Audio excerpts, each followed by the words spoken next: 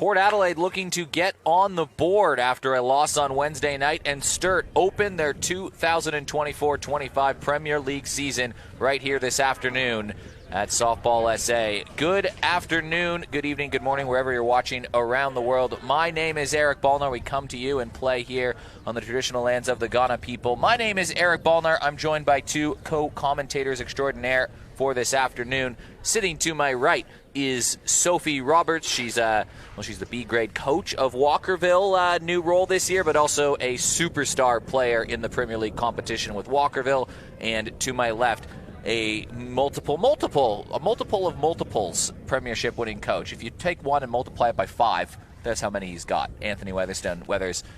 Sophie, thanks so much for joining us. Let's just jump right into it here. Let's start with Port Adelaide because they're the team that we've seen so far this year. There's been one game played so far. Port Adelaide, not a bad game. They had chances to win it. Bases loaded late. They led most of the game, but they lost it 3-2 to the defending champions, West Torrens. But they did lose the game. How important for them not to get off to an 0-2 start today? Yeah, great question. Hi, everybody. Hi, Eric. Yeah, I mean, as you say, Port didn't play bad at all. And, you know, when you send somebody like Maslin to the plate, 2 out, bases loaded, you know, they had their opportunities. And, you know, but it's early in the season. I don't think it'll hurt them. It's Sturt's first game too, so they'll be a little bit nervous. Port have already got one under their belt. So I would expect to see an aggressive Port Adelaide today, a little bit more settled. Port Adelaide have been to the last 3 grand finals in this competition. They've won their first and lost the last 2. Meanwhile, Sturt, you're looking at them on screen right now. It's probably safe to say they've been the 3rd best team probably of the last, 5 years it feels like. They have been good in this season and fallen just short in the finals, but it's pretty much an unchanged side, and it's a side that's very difficult to play, the Falcons. Sophie, they present a lot. 100%, and that just comes down to the fact that it's a very good mix of very old, not very old, I wouldn't say Maddie Cameron, but quite very old, but experienced players that are able to lead the newer ones that are coming through and set them on the path and give them a good standard to start out, that they've always been a very troublesome team to play. And the one thing that's always been consistent with Sturt is that they've been a team that can hit from 1 through 9.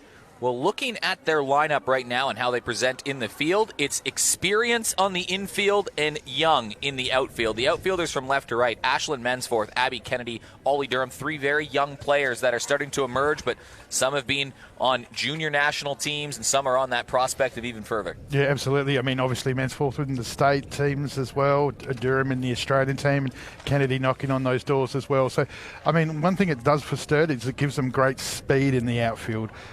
So you'd expect their coverage in the lanes is going to be outstanding.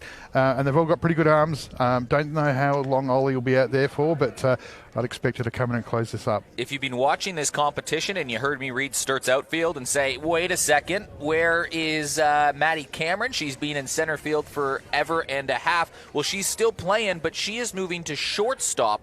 The infield looks like this. Third base, Abby Weir. Shortstop, Maddie Cameron. Second base, Rachel Tonkin. First base, Belle White.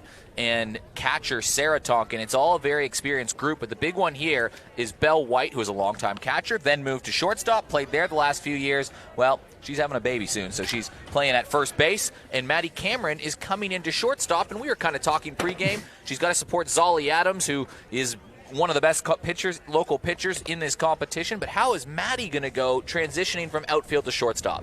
I think it would be a bit of a learning curve more for the throwing aspect because she's obviously used to throwing a very long distance for a very long time, and shortstop's a little bit of a closer throw, but she's got the experience to just... She might have a few rough patches to begin with, but she'll settle in real quick. And why shortstop, Weathers? Why not third? Why second? Why put Maddie Cameron at short if you're readjusting the infield? Well, the last coach that played her at second got the flick, and rightly so. And I think third, just because it's a bit of a reflex place.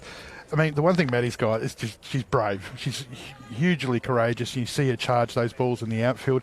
And I think at shortstop, she'll take that same sort of aggressive attitude to charging those balls. And as Soph said, it's the throw. I mean, the throw's an absolute cannon. It's just adjusting it from 150 feet to about 80 feet. Zolly Adams is the starting pitcher, although if it's like last year, we might need to say she's the opening pitcher. Every year, Sturt seems to present a different tandem pitcher duo. We'll get to that. This is Jess Golden leading things off. She's won a Cath Coral medal. We'll get to the Port Adelaide lineup in just a moment. But Zolly Adams, ball in hand. Jess Golden at the plate. Sarah Tonkin behind the dish. Let's play some softball. That's in over the plate for a strike. Jess Golden, Zoe Thompson, Brie Marcelino. That's 2 imports, and Golden and Marcelino due up this inning. Maslin, Callahan, they follow at 4 and 5, 2 of the best locals in the competition, and Engler and Geldof, 2 more imports, round at 6-7, as this is rolled over towards third. It's a tricky play for Abby Weir, but she wisely just throws that away. Then Jess Golden, who's been one of the best leadoff players in the competition, is aboard with an infield single. Change up on the second pitch there by Zali after the opening strike. And Golden picks it up straight away, sees Weir deep and plays it short, and now becomes a threat on the base pass. Yeah, one thing Port has done, had a little bit of a change to the lineup, is obviously slowing Zoe Thompson into the second spot. Normally she's been coming in at 9 and all that, but Port have obviously are taking advantage of Jess Golden's and Zoe Thompson's speed to allow Bree, Jess and Charlize, who are coming up in the next 3, to be able to hit them home. Zoe Thompson, a rising star, not just in South Australia, but sort of across the eyes of national selectors. Absolutely, and obviously the collegiate system's calling as well. So, standing on that left side of the box, that ball in the dirt. Jess Golden already standing at second. That is the kind of pressure she puts on you, as you're saying, Sophie. 100%. And just back to Zoe, she's a phenomenal player. Just before the season started, her and I played off in the Brisbane State Champs. We played for good old Toowoomba, so shout out to the T-Bars. And for the division that we played in, she actually had the best batting average. Well, she swings through a bit of an off-speed there from Zolly Adams, but she's a great bat-to-ball character, Zoe Thompson is. She's sandwiched in the middle of 2 pretty talented imports, which shows you what Coach Ben Lucas thinks of her. Golden takes a jump at second. That's in the dirt, and you give Golden an inch, and she'll take, well, that wasn't quite a mile, but it was still a good distance. She's at third with no outs. Yeah, she'll be upset that that's 2 passed balls and not 2 stolen bases. But you've got the Mel McGee medalist on deck as well. Brie Marcelino, the best hitter in the competition in the ASA last year. So obviously opportunity here for Port to get an early jump. Golden did the same thing on Wednesday night in the opener. She did score the first run of the game, Jess Golden did. In that game, Port Adelaide actually had runners on second and third and nobody out in the first inning. And somehow they worked their way around it. Talia Sutton, how good was she as well? But ended up just allowing the 1 run in the inning. They played some preventative defense, traded it out for a run, and that was it from there. And Port Adelaide, they were knocking quite a few times during the game. Good hold there by Thompson. And now you've got 2 of the fastest runners in the ASA at first and third. You've got none out, and you've got the best hitter in the competition from last season at the plate. And Jess Maslin just happens to be on deck. A perfect start for the Magpies. They had this scenario on Wednesday night, only scored the 1 run. But you're right, it's a very challenging part of the lineup coming up with Brie Marcelino. She's 4 years at NCAA, played at UConn, talented player. This is her 3rd year playing in Australia, 1 year Western Australia, 2 years, this is her 2nd year in South Australia. Jess Maslin has been one of the best for a while, and Charlize Callahan always seems to come up clutch. They will want to right a couple wrongs. This lineup had a lot of chances to drive in runs, this part of the lineup on Wednesday, and had they found that base hit, maybe they would have won the game. 100%. I know Port today will really want to capitalise on the things that they might have missed on Wednesday, but that's just a testament to how strong of a team West Torrens is. As you said, Talia Sutton absolutely did a phenomenal job in the circle, and the West Torrens field backed her up and backed her up with the bat too. Some amazing plays, you're right, in the field. Maddie Scott at shortstop was phenomenal. Lana Kayser back at third, doing exactly what she did in the grand final, making a phenomenal catch down foul ball line. Stolen base for Zoe Thompson. You could have guessed that one was going, trying to maybe irk a throw out of the catcher, Sarah Tonkin, but there's no way you're fooling Sarah with something like that. No, Coach Lucas just wanted to have a look at the first pitch to see what Maddie's positioning would be in a new role at shortstop. Marcelino puts the ball not quite in play, but nearly. That one rockets foul all the way to the wall. Port have had a knack of putting runs up in bunches and in a hurry. They were limited on Wednesday, but that was more. They were going against a championship team, the team that's won the last 2. Yeah, Port's definitely a team that scores early, but it just comes down to, again, whether they can keep that momentum throughout the game and keep scoring each inning. Competition's leading hitter last season at the Desh. And just hugs on the outside, so she's worked herself deep into the count against Zolly Adams, an experienced pitcher in her own right. Absolutely, it was a great pitch by Zolly. Way to ask the question of a batter that's got some reach there on that outside edge that Tonkin loves to call. Yeah, very patient so far, the Port batters, able to wait for their correct pitches and foul off or drive the ones that are in their wheelhouse. Making Zali pitch a lot more than what you'd want for first dig, with none out as well. Very long at bat here for Brie Marcelino. She's been early on everything so far. Rips one over to short, just gets under the glove of Cameron, and that rattles against the wall. It's easily 2 runs. Marcelino charging around second. It was bobbled in the outfield. She'll hold up at third. Abby Kennedy just had trouble, I think, grabbing control of the ball out in the outfield. Meanwhile, Marcelino's got a triple, and Port Adelaide have 2 runs. Just see here on the Aqaba replay, Adams goes towards the middle of the plate, and Marcelino just makes her pay, unfortunately, up to the defence. Sorry, it was Mensforth. Mensforth, yeah, just fumbles the ball just there. Obviously, you got 2 fast runners, so the pressure gets felt. First pitch swing from Jess Maslin. Oh, great catch by Belle White. But a runner is tagging, and it was because... Fantastic heads-up running by Marcelino there. Well, she saw Sarah Tonkin had moved over towards first base, and Belle White looked to throw the ball, but Sarah Tonkin was nowhere near to be found at home, so an early morning blip. You can see Tonkin also make a charge in it. She's thrown away from the plate. Marcelino was fantastic heads-up running there. Saw Tonkin come away from the plate, and as soon as Belle caught a ball, she took off, giving Port 3 runs to nothing now. And now it's blooped over towards second. Tonkin makes the play as it is 1 out on the board, but the 2 out. Or two outs on the board. Yep. No, 1 out. No, 2 out. Just fouled off into territory. Oh, that's right. That was just Charlize Callahan. Yeah. Yep. That was 2 very quick outs. 2 very quick outs. There you go. Keeping me fresh there. Hadn't even wrote it in my scorecard. Yeah, this is definitely important for England to take a couple of pitches. Don't really want to give Sturt 3 outs and 3 pitches. So. Well, the bottom 4 doesn't get any easier for the Falcons. Engler, Geldof, who was outstanding on Wednesday night, Edwards and Neves yet. So.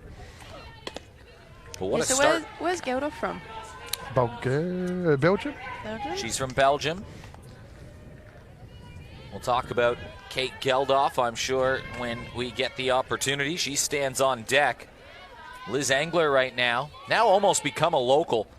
Originally came over a few years ago. She had an esteemed NCAA career and then played at Bonn in Germany. But now she and her partner both live in South Australia. She did not go home during this offseason. Well, I think they went to America, but she didn't go and play in a softball season somewhere. That's beautiful change up by Zali just there.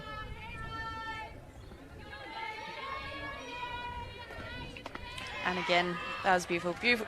Great calling from Tonkin there. Recognised that Engler was a bit late on the change-up. Did the exact same thing. Well, pitched it out a little bit more, had it drop. Beautiful. A bit of a rest for Liz after last season. She threw 92.3% of their entire season. So while I've got an opportunity, I know you always like wearing your hats when you come to the softball, Eric, but just want to make sure that you've got your own. Is that for me? That's your own Adelaide Softball Association goodness. hat. I got to put this on now. This is vintage. This looks vintage at least, but I can tell it's That's brand new. That's brand new. That's our new series of caps for the ASA. Oh, I love this. It's on now. There Look you at that. go. I'll be wearing this every week. Thank you very much for that, Weathers. All good. This is great. Thank you for Wednesday night. You did an outstanding job, which you always do. Great night on Wednesday. We had a celebrity game down here. We'll get to more on that maybe later in the broadcast, because right now Port Adelaide, they're running out in the field. It's a lineup that's unchanged. In the outfield, left field is Zoe Thompson. Right field is Jess Neves. Center is Kate Geldof. Geldof from Belgium, plays in the Dutch League, in the Amsterdam League, also plays in the Belgian League, where she led the competition in stolen bases. So she is speedy, plays for the Belgian national team as well. At third base, Charlize Callahan, she has been there for, 4 or 5 seasons now at third. Brie Marcelino back at short. Montana Edwards at second. And Jess Maslin, that's the switch. She was Team of the Year at left field last year. She's now at first base. And Jess Golden, their catcher for now 3 seasons in a row, is catching Liz Engler in the circle. The lineup Well, it feels like every year you can just say it's Tonkin, White, and Cameron. So Sarah Tonkin, Rachel Tonkin, Belle White, and Maddie Cameron.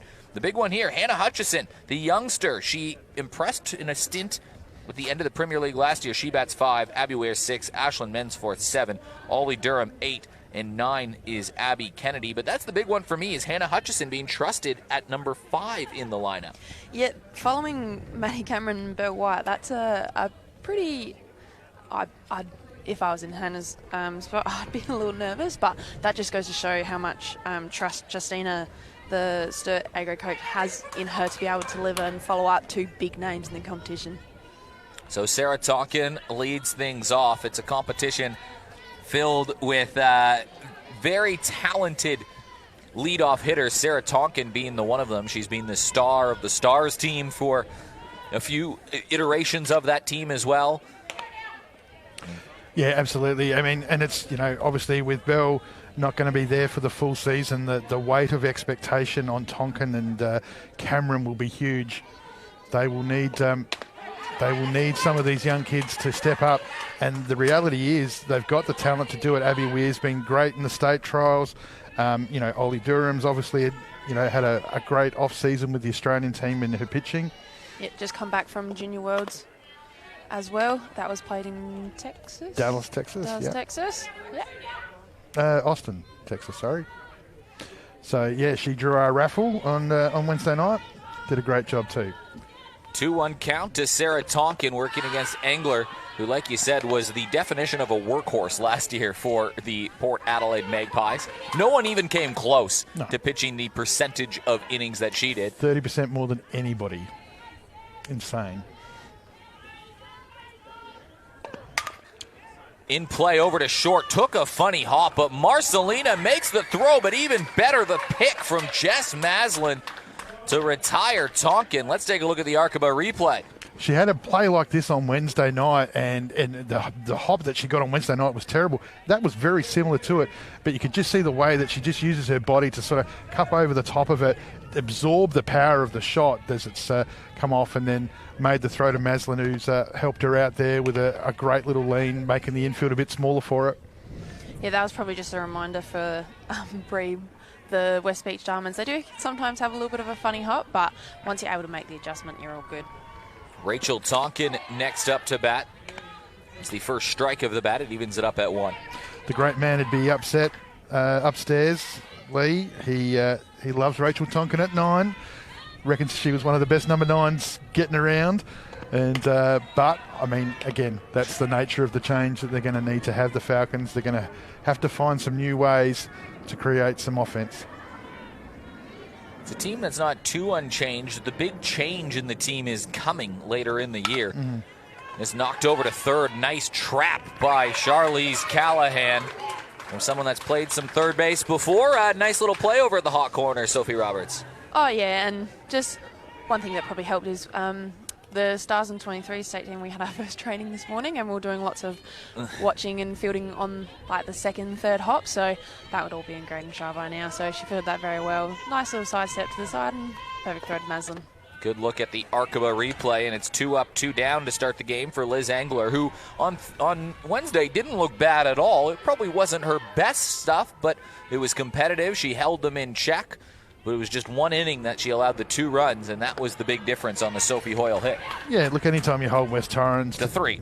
To 3 runs, and, you've got a side that's got the likes of, Hood, Kaysler, and then, of course, you're adding the superstar, Maddie Scott. That's a fair effort for an opening game too, so... Yeah, but obviously Engler's been able to make the adjustment so far. First 2 hitters, who are 2 strong hitters for Sturt as well, Rachel and Sarah, both of them they've got the hits, but they weren't very strong. So that's a good point from Engler there, being able to pitch the ball in a spot where they weren't able to get that power behind it. Now, Belle White, she wasn't really interested in grooving anything over the plate, keeping everything to the outside, 1 inside and high. And Belle White will saunter down to first base. Well, one of the things about Liz is that she's not going to tire. She normally throws, last season she was normally throwing 90-plus pitches a game, and her pace didn't really change too much, or her control. So, taking pitches, I mean, obviously they're asking the questions of the Falcons hitters early here, but Maddie Cameron, normally fairly aggressive, likes to go hard early.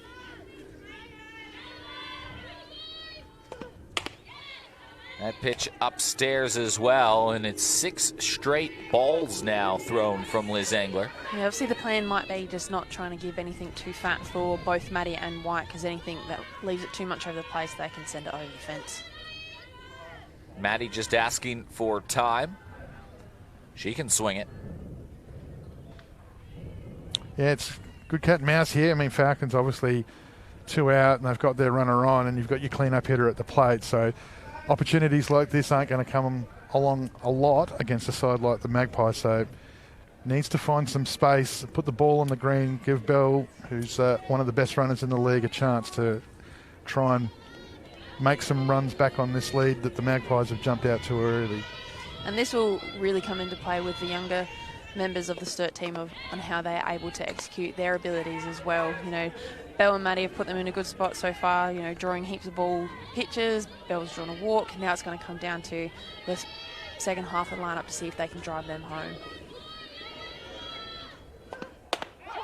Well, there is a strike thrown by Liz Engler. Breaks up a run of 7 straight balls she threw. It's still a hitter's count for Maddie Cameron. First pitch to hit was inside low, so... And Cameron knocks one towards second, but Montana Edwards ranges to her right and makes the play. That's a nice stop from Montana Edwards. Look at the Arkaba replay. Yeah, line drive, lots of power there. Went to the other edge this time, and Cameron just clears her hands. Super shot. But Montana Edwards, it's perfectly placed. Yeah, it's a great defensive lineup the Magpies got. It's a great offensive lineup. They're going to be an early favourite. Well, Brie Marcelino's triple in the first inning, the difference. It's 3-0. Eric Ballnar, Sophie Roberts, and Anthony Weatherston joining you on this wonderful Saturday afternoon. Starting to get a little windy out here, but you can feel sort of the buzz of softball season as you're driving into the car park today. One weekend it's quiet, and the next weekend there's a bunch of people playing their softball games around here. How's day one gone down here in the ASA competition, Weathers? It's been very busy, and it took me about 10 minutes to find a car park. Yeah, it was crazy. It was fun. We've been working through some changes that we've made this year, and within the competition around our inclusivity in juniors. We've had boys introduced into the 14s and 16s, and so yeah, we've obviously had some changes that we've had to adjust to, and week one, I think everybody's handled it really well. Shout out to the Seacombe Tigers for taking on the first canteen duty of the year, which is always a difficult task. It's been good, though. It looks well staffed, well stocked. Yep. Everybody's moving quickly in there, so well done organizing all of that. It feels like we're mid-season already, and we're just on the first Saturday of the next 6 months. Yep, that's right. Now that you say it like that, I've just... Oh, no. Well, Kate Geldof leads things off for the Port Adelaide Magpies. She led this summer, the Belgium competition in stolen bases. Also played for Roof in the Dutch league as well. So she's obviously some extra speed added to the Port Adelaide lineup when they've already got a very, very fast team to begin with. So that gives Coach Van Lucas a lot of ideas to be able to play around with that and put pressure on the teams, because when you've got fast runners, it does put that pressure in fielders in the back of their mind of, oh God, what's going on? What are they going to doing? Especially for Tonkin, she's going to be thinking a lot behind the plate if Geldof gets on, and whether or not there might be a steal, if there's a bunt. So that's just going to benefit the Port Adelaide team a lot more. And a career 360 hitter with the Belgium national team, Kate Geldof is, in her 2 European championships. That's 2022 and 2024. Her first hit in the ASA competition here in the SA Softball Premier League just happened to be a triple too out to centre right, and showed her pace. And she knocks one towards center field again. Kennedy will be tested. It's over her head. Geldof gets on her bike, and she's going to stand up at 2 with a double. It's her second hit of the competition, both of them for extra bases. She's batting 7 in the lineup now, but I don't know how long that might last. Who you moving up top just quietly? The problem is well, not a problem. It's a problem for the other teams, but Gemma Letton is involved in this team, and she's been unavailable for the first 2 games. So this is an incredibly deep lineup. I don't even know how you fit Letton in here. Yeah, it's the question of who's Letton's going to take. Gemma will find a way, and don't you worry about that. We have no doubt. Yeah, the runner, she will get in, and she brings so much to the team. Obviously, her field and just her personality, infectious around her teammate. Person. Absolutely, and she hits too, just quietly. And runs. Montana Edwards now has a runner in scoring position. And yeah, Sophie, you talked about the pressure points that this speed puts on Golden, Thompson, Marcelino, and then the bat of Maslin, the athleticism of Callahan, the experience of Engler, and the speed of Geldof. That's the top 7. Edwards can flat out hit, and Jess Neves is one of the most experienced players in the competition. Yet in Gemma Letton here, one of the quickest players in the state, and it's all kinds of problems you expect pitchers to have this year against this Port Adelaide team. That was a beautiful change-up by Zali there. Good call from Tonkin as well. Just watching it on the Akbar replay. Nice and slow, a little bit up, but managed to draw Montana into the swing. That was a beautiful pitch. Rolled up the middle. It's a base hit, and Geldof gets the hard wave around home. Will be cut off, but it's an RBI for Montana Edwards, and Kate Geldof scores with ease. And that pressure from Port keeps piling on. It's 4-0 without an out recorded here in the second. Yeah, another change up there by Zali, but this time Montana was able to hold back and see it and drive it up the middle, which is good from her. And managed to get the speedy Geldof from second to home for an extra run. So Port have jumped out to a big early lead here, which is only going to help them. So Sturt have got a lot now to be able to fight back.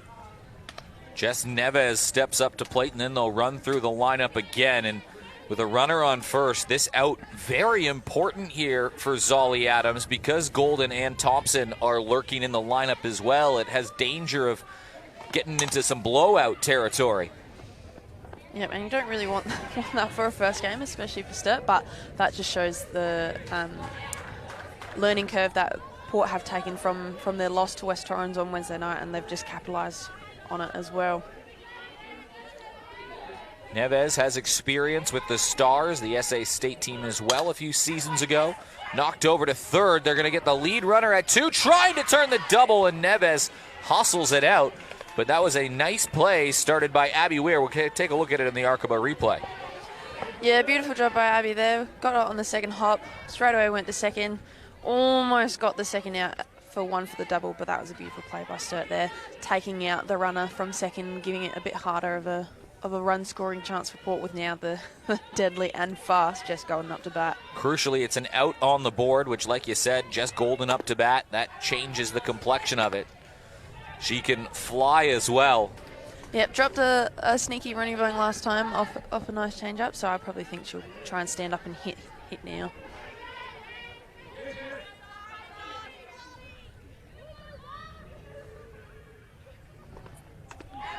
Lays off a pitch. Tonkin just quickly grabs it from beneath her. Yeah, game plan today looks like they might be trying to utilise Ali's change-up here. They've been throwing it quite a bit often. It's been working most part, but obviously just missing the edge just a little bit there.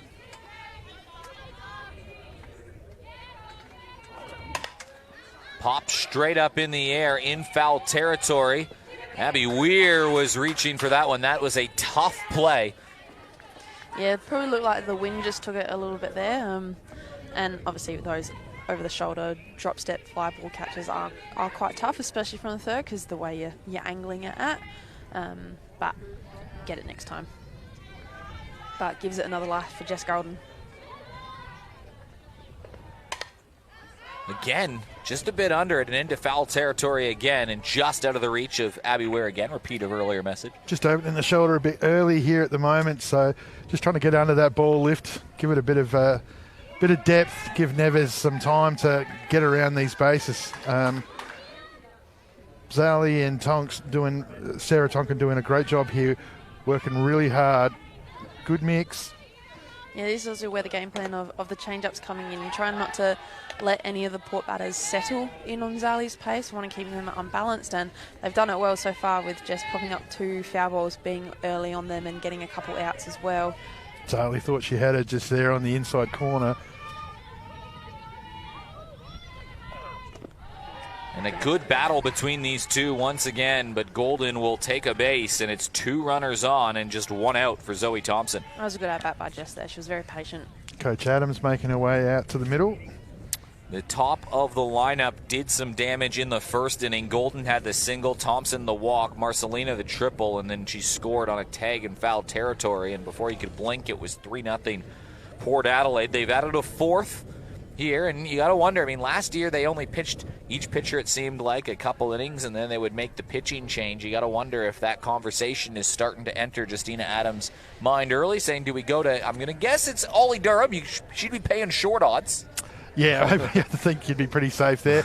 I think the important thing there, too, is that, I mean, the thing to remember about Ollie, while she's a generational talent, she is still only 16, and so, you know, exposing her to the Magpies lineup maybe 3 more times in this game might be a bit of an ask. Zali's obviously got the collegiate experience, and she's got great control. I mean, at the moment, let's not lose sight of the fact that the pitches that have been hit have been good pitches.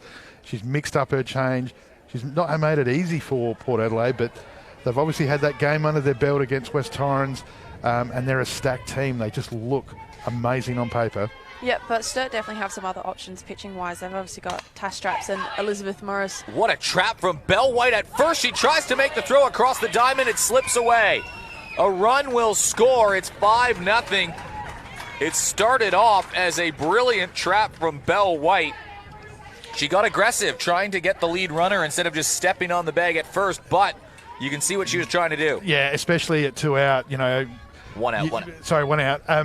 Yeah, she's still got the throw, trying to keep it low, and Abby had set up well, but Honestly, it was the right play. It was just the throw was a bit off. Yeah, you look at the arc of a replay. I'm not sure she would have had time to turn around and get to the bag with how fast Zoe Thompson would have been anyways. Yeah, she could have gone for the tag, but I think with where the game is at, would definitely want to try and get the lead, try and keep the runners off from second and third there. But yeah, it was just throws a bit offline, and unfortunately, with bounce in the third, it is a bit hard to grab. So if you're gonna have a bad throw, traditionally round one's the time. So you're only 30 minutes into your softball season. So and plus Belle's got that cannon of arms, so it is a bit terrifying when it comes in. Well, Brie Marcelino had the 2 RBI triple in her first at bat back in the first inning. Yeah, has a chance to bring in another 2 runs now. Port have scored 2 this inning. Montana Edwards drove in Kate Geldof, and then the throwing error has cashed in another one. Again, relying on that changeup. That's over the plate for a strike, though, makes it 3-1. And again, you can see she's cagey at the moment to Brie Marcelino. Yeah, but Marcelino again hunting the pitch now. She knows she's got runners at 2 and 3. She knows that this is her role. Inside out, right field side. Called strike. Okay. Might be trying to... Runner trying to go. Play at the plate. She's out. Jess Golden tried to sneak one past the Sturt Falcons, and now they are a strike away of getting out of the innings. You can see on the throwback, Jess Golden tried to catch him napping. And coming up behind her is Jess Golden, but it was Zolly Adams that I think identified that right away and throws a strike back at home. What a play. Yeah, absolutely. I didn't expect that at all, and I think that's the point. That was caught me off guard. So Port have been quite aggressive on the bag so far. So just obviously trying to try something there and try and catch Sturt sleeping. But Zali was obviously in the right position where she saw her take off, and Tonga was able to grab the tag and get the out. She almost slid under that, to be honest. Yeah, she was very, very close. So Maslin now at the plate with runners at 1 and 2 and 2 out. So pressure doesn't come off. No, it's absolutely. I like the aggression, though, you see it. Oh, Maslin went hunting there. But yeah, an aggressive play from Jess Golden at third, and I think it even caught the batter off guard, too. That's good pickup. Brie looked like she was used to it. Just took one tiny step back and was like, yeah, all right. This happens. Yeah, but it was a very interesting play because I'd imagine that probably might not have gone it and try and go for a load of bases and let Jazz try and Jess try and drive them in. Well, it would have been bases loaded and 1 out had they just stayed put right now, and you'd have had Maslin and Callahan to have a couple cracks at it. Instead, they're a ground ball, strikeout, fly ball, however you want to get your out, from limiting Port Adelaide to just 2 runs this inning. And this has popped up in the air, and that's the verge of potentially really starting to blow this game out to keeping Sturt. While the game is starting to blow out, they're still in touch. We're only in the top of the second inning here. Yeah, and you got to remember, this is Port's second game, obviously coming off from the Wednesday night, and this is Sturt's first game. So for Sturt, it's always going to be a bit of a ups and downs here, getting in the first game of the season, first time as a team together as 9 on the field. So there are probably going to be a few mistakes here and there, but it's all about how they're able to come back from it. Well, Adams gets the strikeout to end the inning, but this is the big play. You see it on the Arkaba replay. Jess Golden trying to do a sneaky right here. We're getting all kinds of look at that slow motion dirt come back. Do you think she got her foot on the plate before the tag? I think she got the tag. Yeah, Tongan managed to get her glove and have Jess actually touch her glove. So I reckon it was close, wasn't it? It was very close, and obviously the angle, like we've got, thanks to Spacequake, with all our different camera angles, we're able to re-watch it from all kinds and with the slow motion right now. But yeah, that was great play. Yeah, that is a lot closer than what it looked like, yeah. Yeah, she did well to keep hold of the ball as well, because normally in plays like that, you can let it get away. That's why I don't mind having the runner go there on third. You try to catch them on your toes, keep it there. Yeah, it didn't work out, but look how close that was to being safe and how perfect the throw had to be back, how perfect the tag had to be, and more things had to go right for Sturt in that play by Jess Golden trying to force the issue. Yeah, and the point in the game, like, Port are 5-0 up. If you're going to try something like that, might as well try it now. Take a risk. I mean, that's the one thing, playing against a side like Port Adelaide, and you've got the likes of Golden who are capable of making those things nearly happen. As a coach, you're just always uneasy. You're just constantly... It makes you think about other things rather than some of the things that you think you should be worrying about. So next time she's on third, you're thinking... Oh, it doesn't matter. Anytime Golden's on base, you're worried. I mean, so... Yeah, well, that's just a good bit of note-taking there for other teams as well, just to be ready for that. But it reminded me a little bit of the good old... Hannah Hutchison rolls one over to first. Maslin there easy. Sorry, Sophie. No, you're all good. Reminds me a little bit of good old Reagan Diaz, who is the star pitcher... everything for the Seacombe Tigers. Just the star everything. Because she is very aggressive base runner. She's always constantly on the lookout for ways that she can steal an extra base. You know, she's on top of pitchers, on if they're able to walk out of the pitching circle, she'll try and take a base there. She did it at Open Nationals last year against Victoria. She was on second. Victoria pitcher took a little bit of step out the circle, and she stole third. Speaking of Reagan Diaz, Seacombe West Torrens, bottom of the third. They're tied 1-1 down on Diamond 2. I'll get you some more information on who's done what shortly. Just hugging the outside. 1-1 count versus Abby Weir. Hannah Hutchison, we barely got a chance to talk about her. We'll have to wait till next time she comes up to bat. Yeah, aggressive start though. She went for the first pitch she saw, which is a good mindset, especially against a top pitcher like Engler. Want to try and get on top of any pitcher she might give you first off, because more often than not, she's not going to give you anything close later in the at bat. Well, this is the young half of the lineup: Hutchison, Weir, Mensforth, Durham, and Kennedy. 5, 6, 7, 8, 9. But Sturt are just a factory when it comes to producing softball talent. Yep, all quality state players as well. So definitely, while young, Sturt has got depth and room for improvement.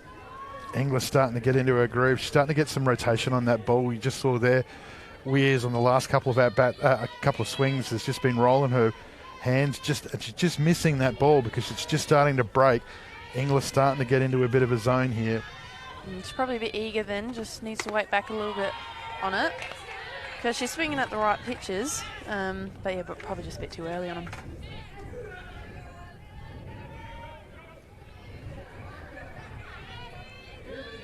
Well, she's taking her deeper into counts than what we've seen in this game already.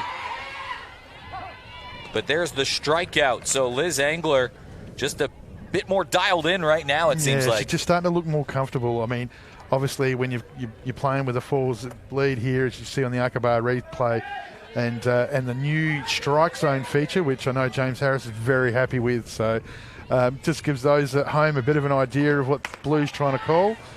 I think it also shows the movement of the pitches in kind of context of where things are. Like that pitch up and in, what do you, whether it's borderline or not, like what are you meant to do with that as a pitcher? Or as a hitter, sorry. Yeah, Steph made some great calls on that on Wednesday night. He just heard the pitch before, just whack into Golden's glove. As I said, Engler's, she's a supreme athlete. The one thing you're not going to get her to do is tire. So the longer this game goes, the better she's going to get. Yeah, absolute workhorse. And one of her best features as a pitcher is her spin control. Yep. She's able to move the ball really well. Yeah. And Golden just keeps on, moving the ball around to the point where she just keeps asking that question. And if your pitcher can deliver that type of connection, you're away. Yeah. And she's also got two very good change of paces pitches as well. She's got a true change up and then like a little bit of off speed. So she's able to not only have the batter swinging with a moving pit ball off the plate, but she's also to get them swinging with a bit of a slower and then an even slower pitch. And everything seems to be on the edge. Yes, yeah. Both of them you can see. Obviously, Zali with this off-speed program that she's running against the power hitters of the Magpies, but working the edges here is Engler.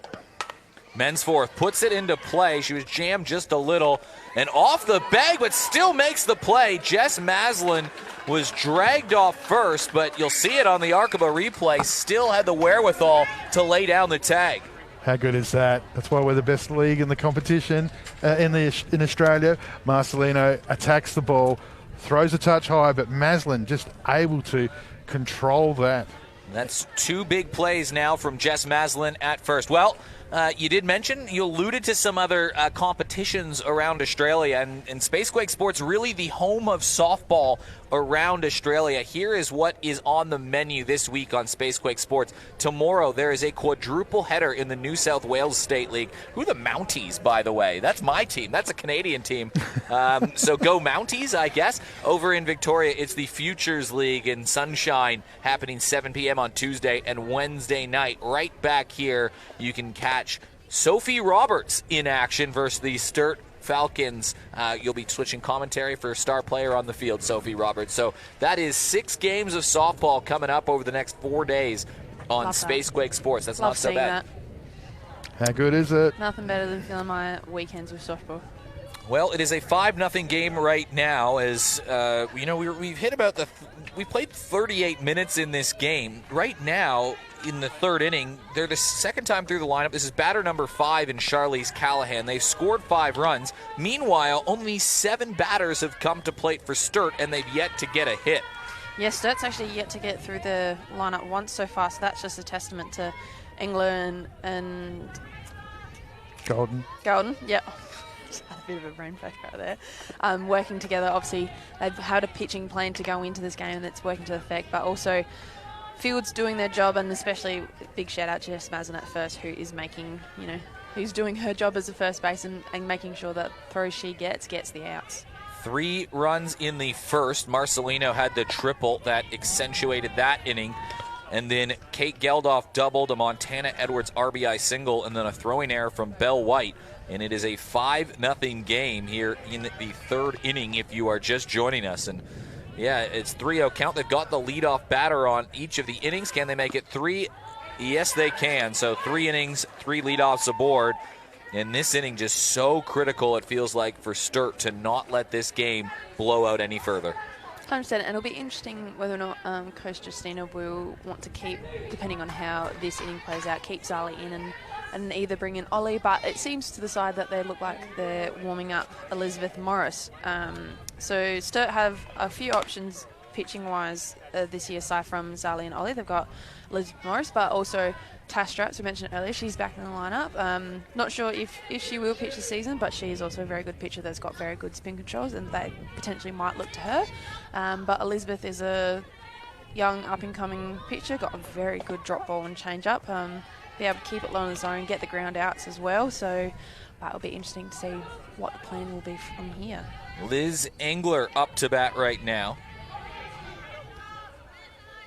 Yes, I would definitely want a strike right now. Engler rolled over towards third, scooped up. They're going to get the lead runner at second. Engler reaches on a fielder's choice, and that is bingo. Every player on the Port Adelaide team has now reached first base. Now, a couple of them have been on fielder's choice, but you're still on first base. Every 100%. player has reached. Yeah, and that's what you want from your team, from Coach Ben Lucius's perspective, being able to have a team that everyone gets on and contributes to the game.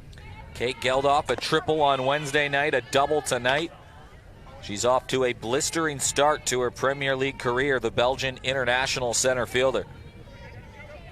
Be very interesting to see what she does here. Second time round on Zali. Zali continually just targeting the bottom edge of the zone, just not allowing the Sturt hitters to try and hit anything on the Port hitters anything on the up, which is where they can obviously do some damage. The wind here, right to left, not huge, but it's enough on a sunny day like today. You definitely want to utilise her fielders right now, keeping it low, get the ground ball, because so far all of Port's hits and run scoring have been off pitches that have just missed the spots and just sat a bit too high for them to drive. In particular, Kate Geldof's last hit was a beautiful, it was just a pitch that Mitch sat quite up and a bit middle, and she's just drove it over Abby Kennedy's head in centre field for a double.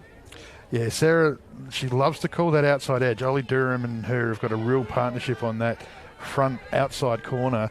And so Zali's, huge weapon here at the moment is just that change of pace. It's just so deceiving. Popped straight up. Another good at-bat from Kate Geldof.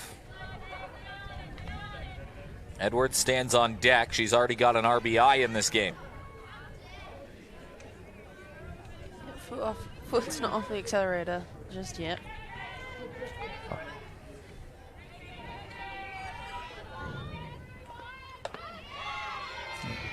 Zali's just missed again. She's, I like what she's doing here. She's just slowing her pitching down in the sense that she's just taking a little bit more time between pitches and just not letting them. You can see the arc of a replay. It's just missed. Yeah.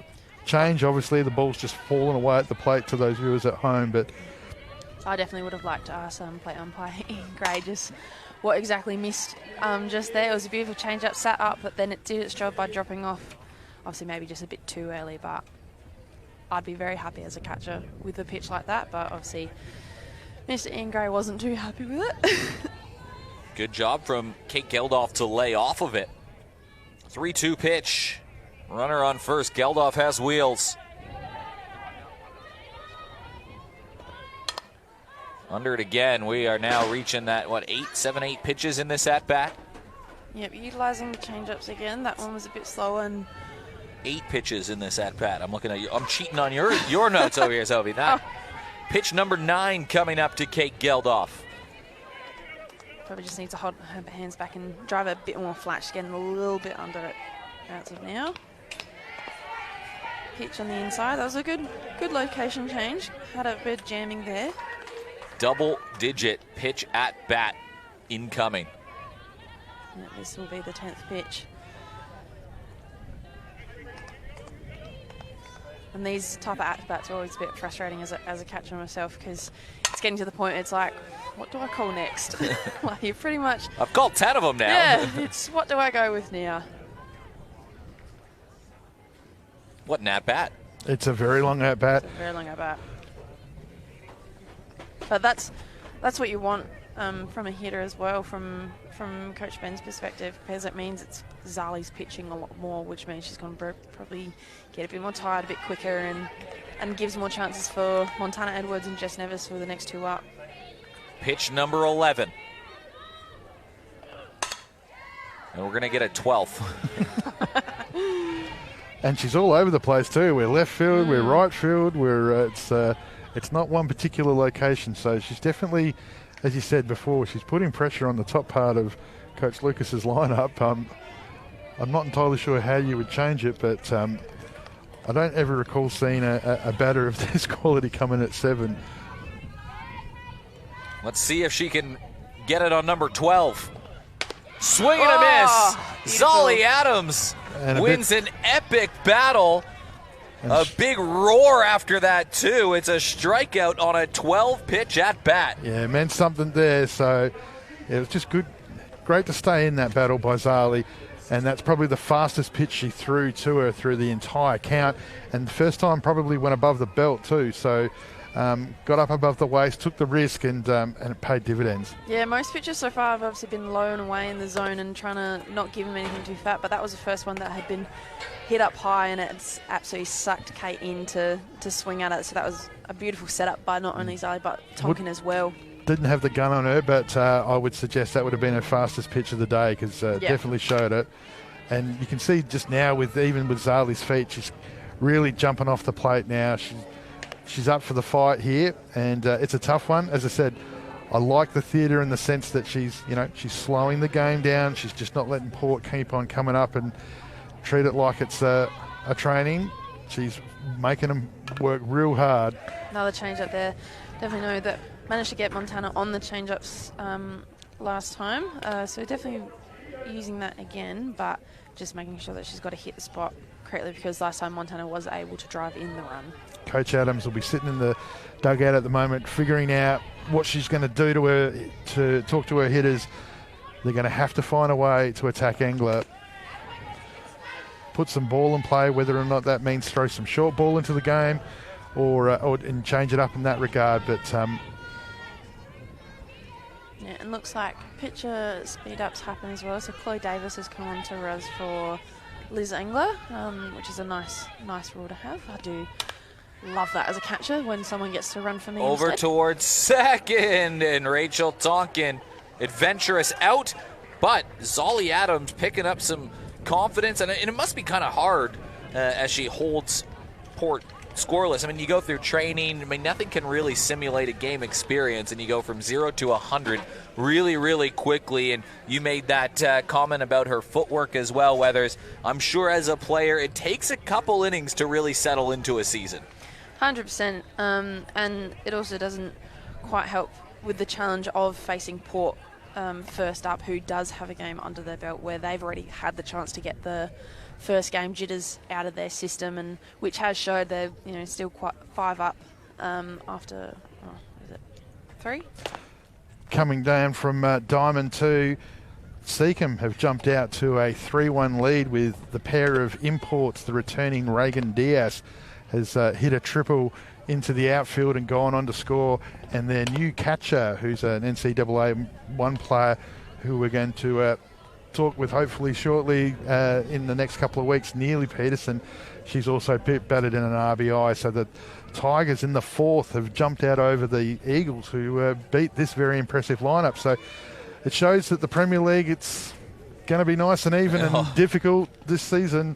We'll talk about it in the third, maybe at the end of the third inning, about the outlook of the season, because you can almost make a case for every team in the competition this year, and I can't really remember a season where you look at and you say 1 to 7, there's not going to be a lot of wriggle room at all, and I don't know if we're going to see that high of a point total get into the finals, just because I think everybody's going to be beaten up on each other.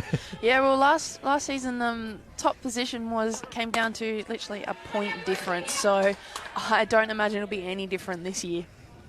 Well, Walkerville and Hills are playing the 7:30 tonight, and we'll have that conversation soon, Eric, because they're about to unleash a weapon. So we're hearing around the traps. Yeah, Walkerville with a big pitching recruit. As this is knocked down the line, it's a lead-off hit from Ollie Durham.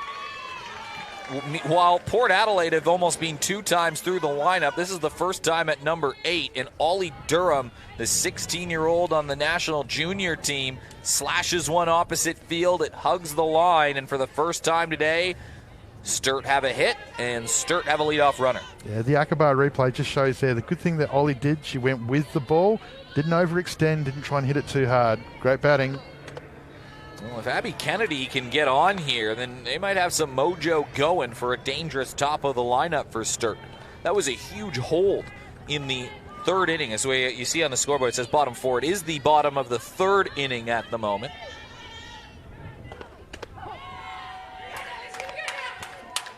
So Callahan and Maslin, as you would expect, have come in short and shallow. defending against the short ball, because Kennedy can do that as well as have some wheels. But they're going to probably have to hit their way out of this one, the Falcons. Well, and a hit they do. So it's going to be 2 runners on, as it was blooped into the outfield by Abby Kennedy. And the 8 and 9 batters here for Sturt, all of a sudden, 2 hits to the outfield. And Sarah Tonkin, all of a sudden, has 2 runners on and nobody out. Yeah, that's a perfect setup by Sturt's bottom of the lineup there, with Ollie and Abby getting 2 brilliant signals, just popping them in the right places to give Sarah Tonkin, Rach Tonkin, Beau White and Maddie Cameron the chance to be able to claw back at this 5-run difference. And both of them have done it by, again, not overextending with the bat. No, they've just let Engler's pace yeah. become what they needed to use. They've just had good Kennedy's shot there. She's just lifted that ball and she's just followed it through. That was just great batting by Abby Kennedy. So now the top of the order. Yeah, and that's what we always say with in softball and baseball. Oh. Another hit from Sarah Tonkin. It was a good drive. That's Runner getting the wave around 3. Ball is bobbled in the outfield. Tonkin pushing for 3. Here's the relay. It won't be in time, and Sarah Tonkin with a 2 RBI triple, and the Falcons are in flight. And again, just as Anthony was saying, Tonkin that's probably actually the first time I've seen Tonkin hit right side as well.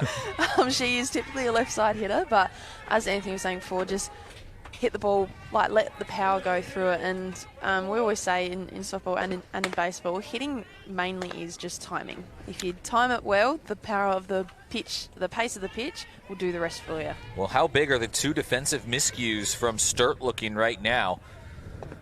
In the first inning, when it was 2-0, there was a ball caught in foul territory. It dragged Tonkin off the plate, and a runner was able to tag from third and score. And then in the second inning, Belle White had a throwing error that scored another run. Take those away. It's a 3-2 game right now, and maybe more as that drops in the outfield, and it's a 5-3 ball game because Rachel Tonkin has an RBI. Yep, Sturt's getting the momentum now, so Port will really want to try and shut it down, especially with Belle and Maddie up to bat now with none out. Well, I said about 10 minutes ago, I wonder what Coach Adams is thinking about talking to them in the dugout. I don't know what she said at the bottom of the third, but it's obviously worked dividends because they have come out with a completely different focus here. On the other side of things, a big defensive play from Zolly Adams throwing a runner out at home when Golden tried to steal home. That was a big moment in the game. And then the 12-pitch at-bat versus Geldof. And it goes on to win it too. So momentum's a funny thing. But how good is it to see some of these Falcon youngsters who, I think you said before, they're a factory for developing young talent, but starting to see them shine through because they're going to have to this season. You're not going to be able to rely on some of the superstars of the competition. No, but that's always been Sturt's MO as well. They've always been a team that's got a good mix of older experienced players and the newer ones coming through. But with how their team dynamic is, you wouldn't know that some of these girls are, like, depending on how many years they've played, they've always just been a team that no matter who's in the lineup, it will always be able to bat 1 to 9. They'll always be able to make the plays, and they'll always be a tough team to beat. Well, Sturt had no hits in the first 50 minutes of this game, and now Durham, Kennedy, Tonkin, and Tonkin have rattled off 4 in a row, and Belle White, the Olympian, has a 3-1 count. And she's going to stand on base, and I wouldn't have thought I'd say this sentence 3 minutes ago, but the go-ahead run in Maddie Cameron comes to the plate. Coach Luke has taken the opportunity to plenty of time to have her come out and have a word there. The 2-1 pitch from Engler was across the letters on White on the inside. So she was still attacking her whilst they've been very, very respectful of Cameron and White so far in the lineup. So Engler's still got that aggressive intent. So it'll be Coach Luke is here. I mean, they don't have to change too much. The Falcons are the ones that have made the adjustment here. So now for Port, it's just about making sure that execution matters. So you get a ground ball out, you have to come up and take it. The Falcons, Maddie, she's aggressive. She likes to go early in the count. She's got the capability to hit the ball 240 feet. So she's a danger here. So it'll be interesting to see what type of plan Golden and Engler come up with, whether or not they're going to try and get her on swinging on a pitch that she doesn't want to early, or is Maddie going to be disciplined and stay deep and try and find the pitch that she needs to bring, as you say, tying runs to the plate. Yeah, and Sturt's got the momentum here, and that's the challenge that Port are going to have to get through, is trying to break that. So that was a good call in time by Coach Ben there, trying to break up momentum by physically stopping the game and seeing if that will help make a difference. But yeah, now it still doesn't let off with Maddie Cameron up, and as you said, she can put that ball 240 feet over the fence. Yeah, fastball up, so they were trying to see if they could get a cheap one on her early. Instead, they are behind 2-0 in a huge moment in this game. This has happened quickly. It was 5-0. Port were pressuring in the top of the inning, but Zolly Adams found a way to shut it down despite allowing the leadoff runner aboard. And now Cameron has a chance to strike. That just gets the inside of the plate. It's a 2-1 count. Yeah, but I was saying a bit earlier as well, like Port's always been a team where they get the runs early, but it always comes down to the fact of whether or not they can keep that momentum. And they've gotten the 5 and put them in a good position, but now Sturt's able to settle in and get those 3 back. So Port will need to answer and try and get a few more across. One of the big changes that's happened too is the change in the Falcons bullpen. Morris has come out and Durham is now going through her pre-game warm. So the Falcons now starting to think about attacking this game. Durham looking to come in probably and close it in the last 20 minutes and give the Falcons a fresh arm and the Magpies a different look. I'd actually be curious whether or not they do go with Durham or Morris, because obviously the game plan so far has been utilising the change-up and keeping the speed different, which Morris can do. She's got a very good change-up and a very good drop ball, so that will play into the plan that they have so far. Cameron to short, flicked over, and they get the lead runner. Marcelino taking the percentage play, and it was the right one. It gets the lead runner away. Just so you hear on the Arcabar replay, we were just talking about the fact Coach Lucas has come out, and the message has to be, when you get your opportunity, execution is going to matter. Marcelino stayed low to the ground the entire time. That ball didn't go super hard at her, but she had to make sure that she was behind it to play the lead runner out. That's only the first out of the inning. Hannah Hutchison, a player that Sturt think very highly of. She played in the 18s earlier today. She got introduced to this Premier League side late last year and went on a tear, had a big streak of hits late, and they trust her enough to put her at number 5, knowing that there could be situations like this. Your team is down 2 runners on, 1 out, and what can you come up with, kid? Yeah, Durham's definitely not warming up just to put a scare into Port Adelaide. She's warming up to come on, so expecting some changes here at the end. Again, a 2-0 count as they tried to get Belle White off the bag. Yeah, that's something Jess is a bit known for. This jammed a little bit. It is going towards short. Marcelino makes the play, and all of a sudden, after having 2 on and nobody out with your 4-5 hitters up, just like that, this game has turned again, and it's 2 out with Abby Weir coming to the plate. Yeah, momentum change. Put a stop to that momentum, which is what they needed. Abby Weir. Still has a chance to score, though. Yeah, base hit, could score 2. Cameron has some wheels over at first. It's a big moment in the game as we've hit the hour point so far. These are 90-minute games, no new innings after 85, so still an inning or 2 left to go.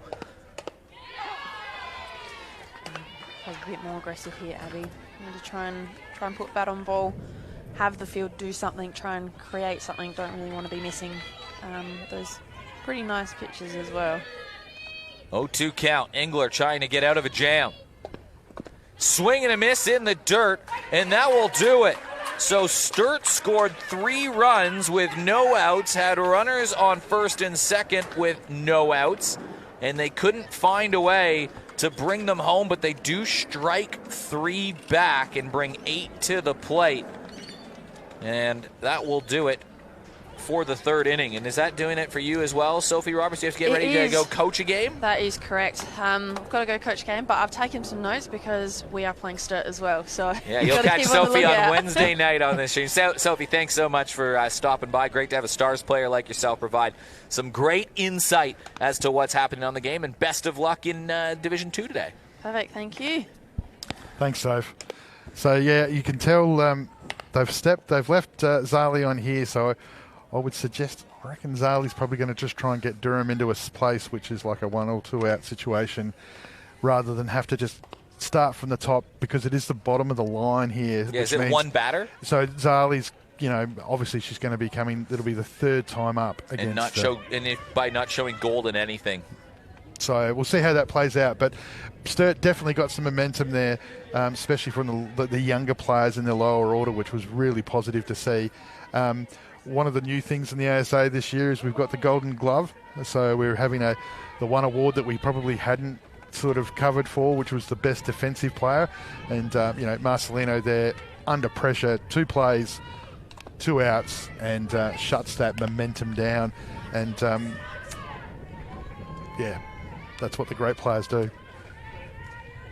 Liz Engler all of a sudden shifted that too. I mean, that could have spiraled out of control, but she maintained her composure. That's a big, big veteran pitching move.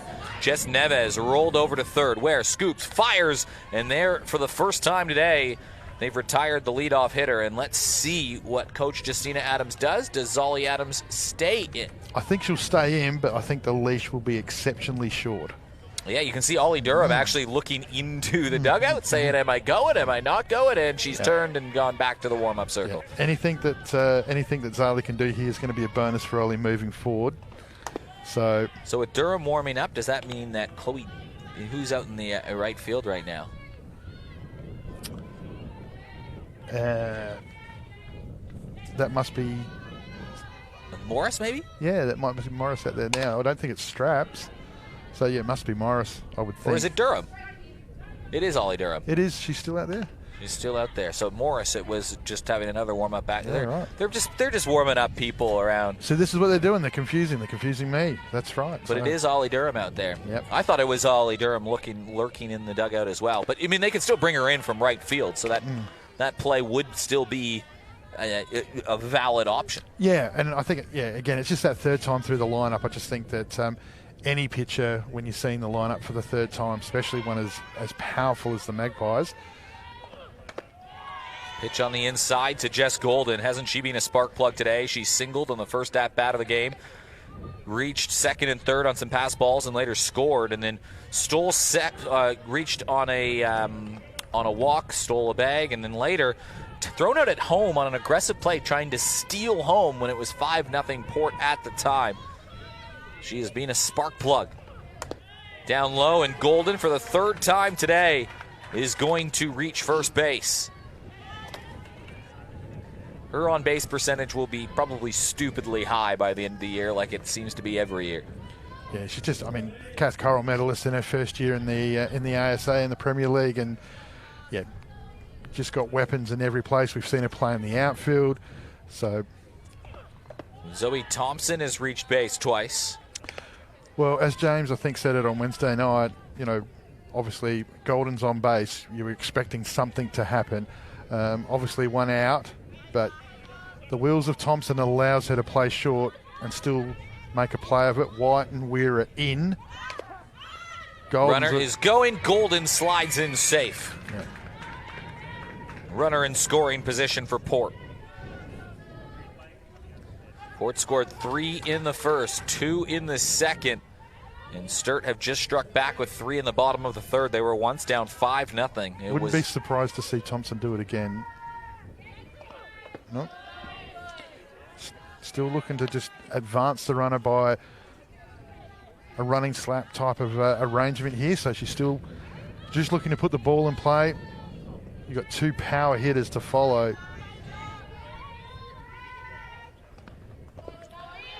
That ball just fell off a cliff into the dirt, and it's a 3-1 count to Zoe Thompson. The top 3 in this Port lineup have reached base every time they've been up. One was on an error. There's been 3 walks in there. There's been a couple hits, but they have not. They've reached first every time. Zali just turned up the afterburner there and just beat Thompson for pace as she's hasn't been able to clear her hands. So Weir and White still having to defend what could be a short ball. So, and obviously the infield's up on the line because of the type of hitter it is. Left is all the outfield shallow as well, and that's 2 walks. So much for my theory about the leash being short. Well, it'll be Bree Marcelino. Yeah, your theory lives on. It does. I'm back.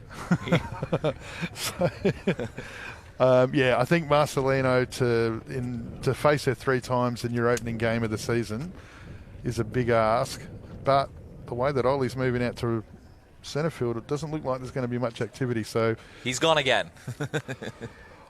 Yeah, that's why I no longer in and out the door. That's why I no longer coach. I think my best days are behind me for sure. Oh no, they're looking back at the outfield, and he's back again. He's back. Oh my God, this is back. insane. Just choose. Are you coming in the door or out the door, Weathers? What a roller coaster. So Ollie Durham is coming in to pitch. We got there in the end. So you were right.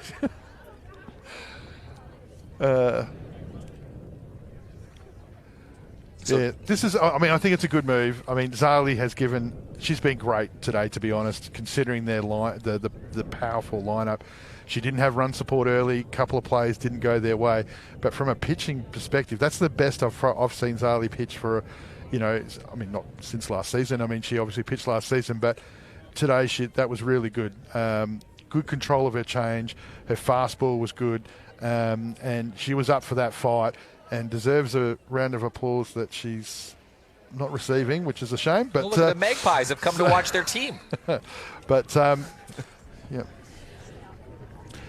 So Hutchinson, the DP, now replaces Zali and goes into the outfield. So we were thinking before, how was that change going to make, rather than the 3 or 4 different position changes. So Hutchinson comes into the game, into the field, and Zali comes out. Well, probably a few too many walks that Zali would have liked, but it was a bend but don't break performance if you really look at it. I mean, right off the bat, Jess Golden had a single, then a walk, and then Marcelino doubled in some runs in the first. The 3rd run crossed the plate because it was a cheap foul territory ball that Jess Maslin had, but Sarah Tonkin was pulled off the plate and allowed Marcelino to tag with nobody covering home, so that run certainly is not on Zali Adams because she got some quick outs. In the next inning, yeah, the leadoff double from Geldof, and Edwards quickly singled her in. But the next out wasn't really Zali Adams' fault again. She got a ground ball to the first base side. It was thrown away by Belle White over to third. That was the 5th run that you see on the scoreboard. And then in the 3rd, she had that big 12-pitch at-bat. She won the battle versus Geldof. It really was a bend but don't break from Zali Adams. Her changeup was it was missing, but it wasn't like a worrying miss. Sometimes you see these pitchers and you're like, oh boy, this is That's short, that's shallow. It's not. This was working. Literally an inch off the plate here and there. People not biting on her pitches that maybe others did. So if you're looking at Zali Adams from a Sturt perspective, you're like, yeah, she's gonna be fine. Yeah, absolutely. But I mean, this is a big show of faith by Coach Adams here. The faith that she's got in a 16-year-old to come into a situation like this with 2 fast runners on, and the best hitter in the competition comes to the plate. Golden takes the first opportunity to now turn. And so does Thompson. So it's 2 runners in scoring position, and this could be the getaway inning for Port. They were up 5-0. Sturt made it 5-3 late. But Ollie Durham, 16 years old, one of the more promising prospects in Australian softball. Oh, she's a massive talent, and you'll see here, great block there by Sarah Tonkin. You'll see Sarah now work that outside edge. She's got a great outside part of the plate as Ollie, but she's fast enough to be able to come back inside and break the ball. Durham did pitch last year in the Premier League, and I think sort of surprised everybody with how ahead of schedule she probably was in terms of making an impact at Division 1. Yeah, 100%. You know, you always there's those generational talent type pitches. I think we called it on a Thursday night and fully loaded a couple of years ago.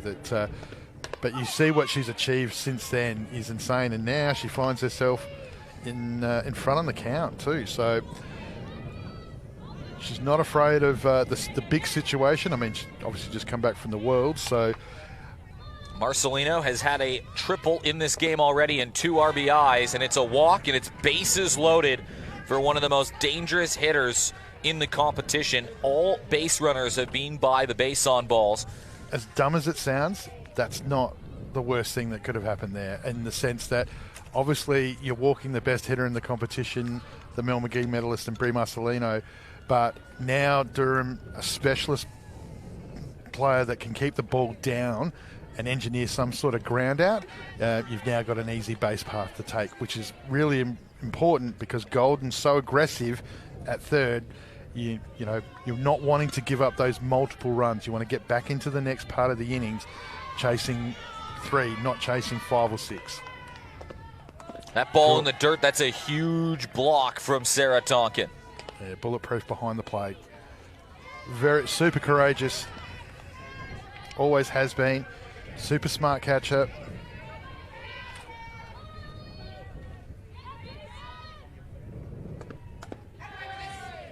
Maslin trying to blow the wheels off this game. Bases loaded, 1 out. Yep, Bell White has just come over, just given some words of encouragement to Ollie here. Throw your best pitch. Just missed. Oh, that's so close. Suffering a little bit of the Zali syndrome here at the moment. She's just missing. Well, this has to be a strike or it is a run.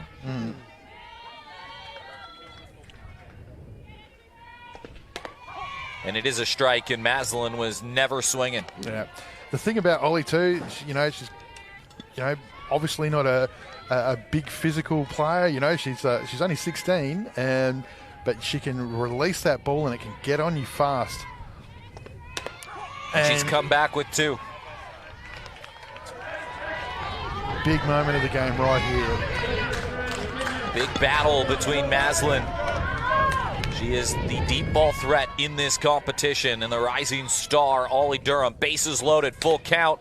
It's a walk, it's a run. So 4 straight walks equals 1 run for Port Adelaide, and the lead is pushed back out to 3. Yeah, that was great discipline batting by Jess. You get a situation like that, 2 out full count. 1 out full count. You want to clear your hands and do some damage, but she stayed off that outside.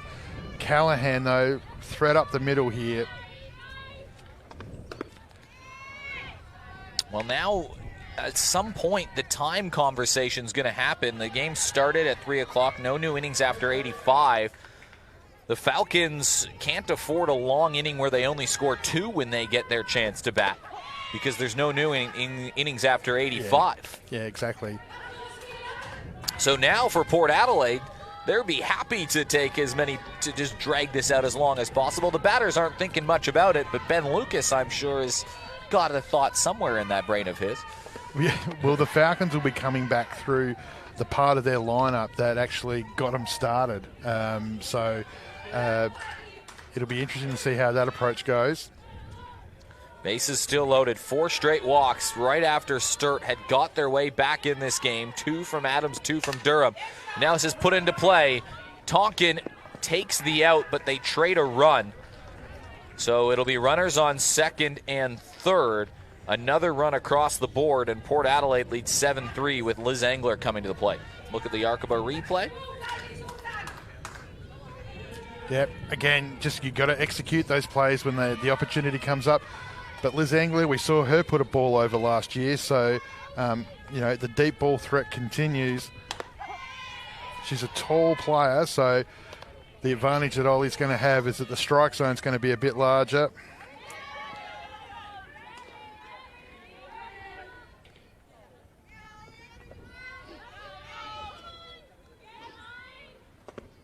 Pitch down in the dirt.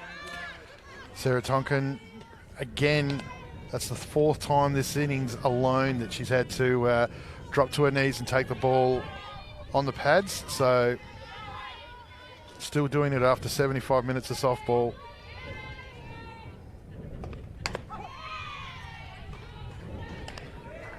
So important. You saw Sturt score 3 in the last inning, so it's so important that they don't allow another run, and they keep this game slammable, as they say. Ball in the dirt again. They have scored 2 runs this inning without registering a hit. 2 ground out and 4 walks. Yeah, those walks haven't helped under any circumstances, unfortunately. So only 3 of their RBIs have come off of hits.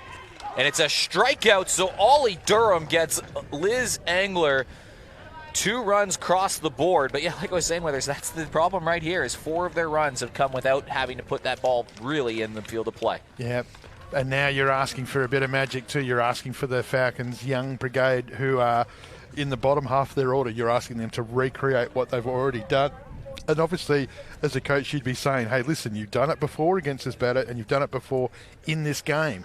But the ability to have to come up and do that again, it's nowhere near as easy as it sounds. So, well, we've been showing the Arkaba replays all game long. Arkaba Hotel, new sponsor of the Softball Association and the Premier League this year, and they have been a big supporter of local sport in general. And if you want to watch sport, head down to Sporties. I don't know if you've been in their new no, it's not new. Sporties has been like the place to watch games, but it didn't need much improving, but they found a way to do it anyways. Completely refurbished. Yeah. They've got the huge super screen there now. They've got 20 TVs, the digital darts. There's lots of activities for the whole family down there to go watch a game. They play games at weird hours of the night. I know I've gone into that hotel and watched, I'm a Chelsea supporter, so I've gone at like 3 in the morning to watch Chelsea play.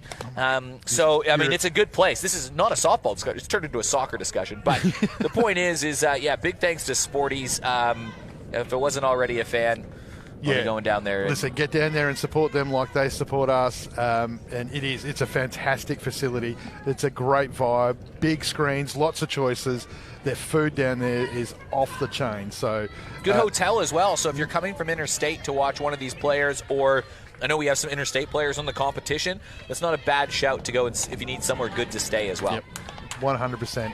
It's actually across the road from the best supermarket in the world. Is that right? Yeah, that Foodland. Is that right? Yeah.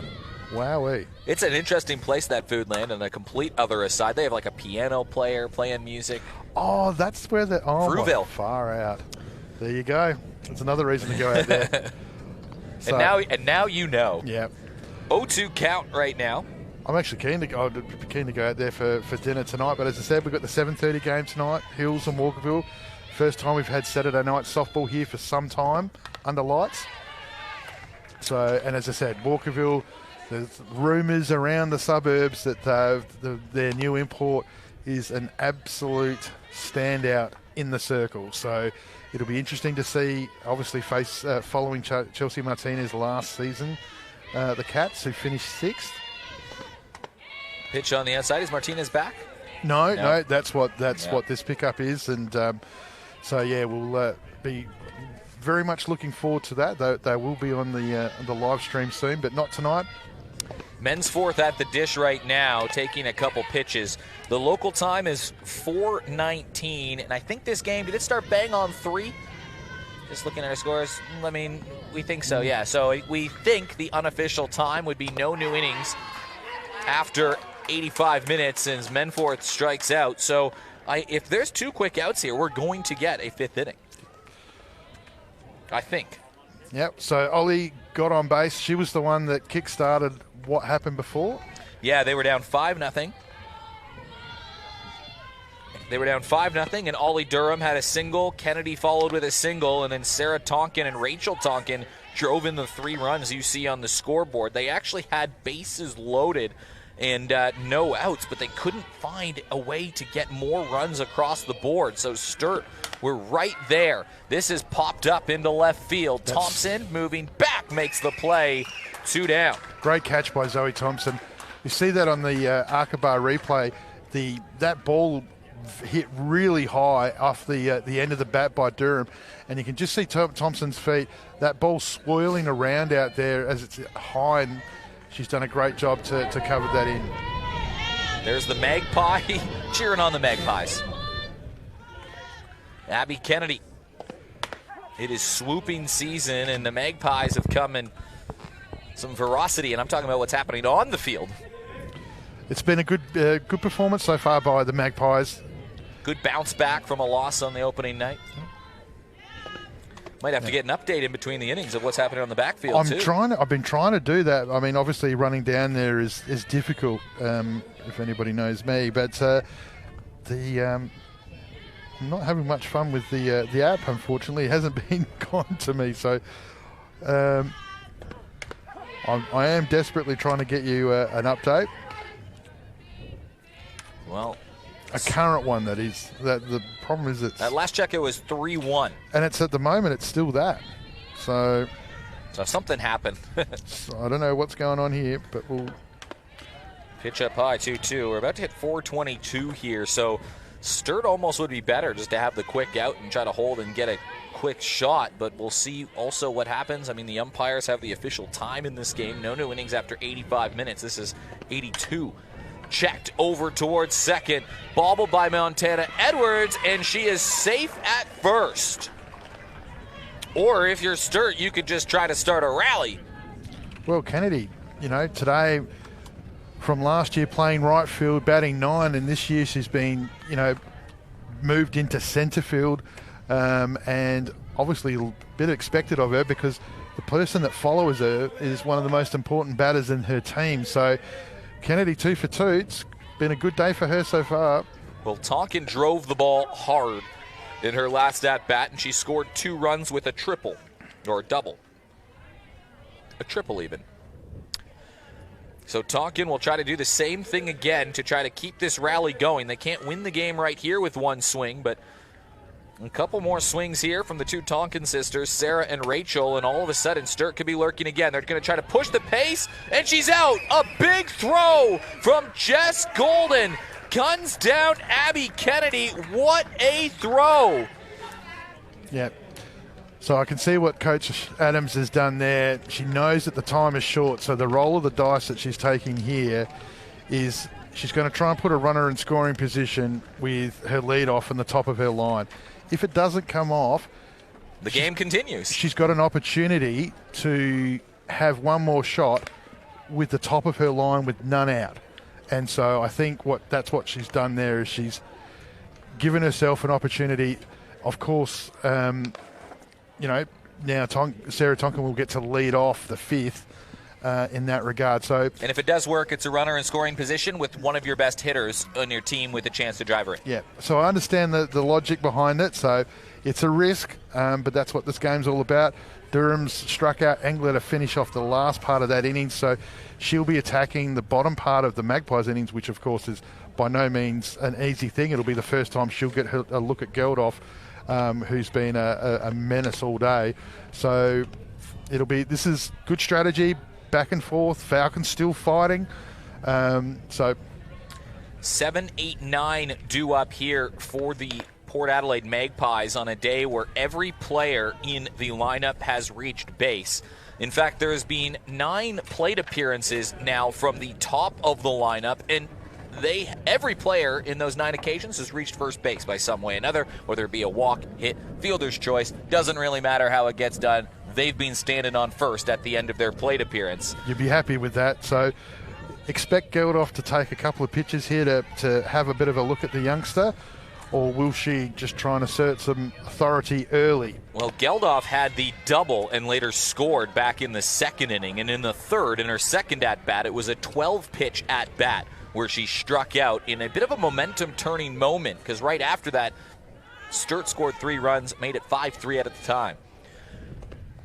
3 runs in the 1st, 2 runs in the 2nd, 2 runs in the 4th. Only 3 of the RBIs have come off of hits today for Port Adelaide. Last inning they scored 2 runs, but it was off 4 walks and 3 other outs. The worry you've got, of course, in the future is when the Magpies all click at the same time. That's going to be a very ugly day for somebody on the other side of that. So Durham here, you can see a bit of respect shown to Geldof, who's only been in the Premier League for about 2.5 hours.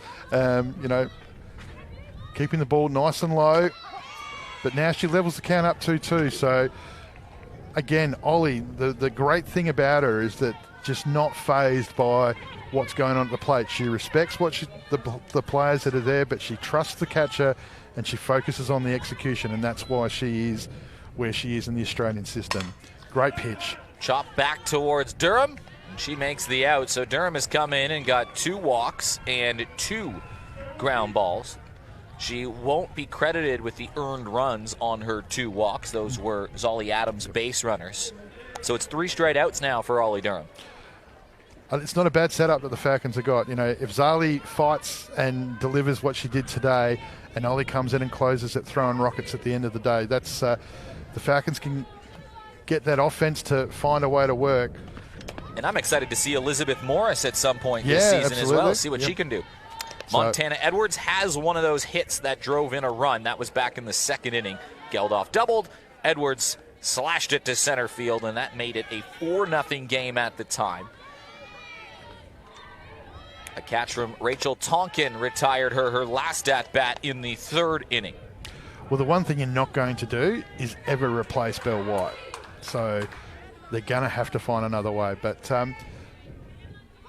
Belle White will assume she'll miss some significant time, and the end her season will end at some point.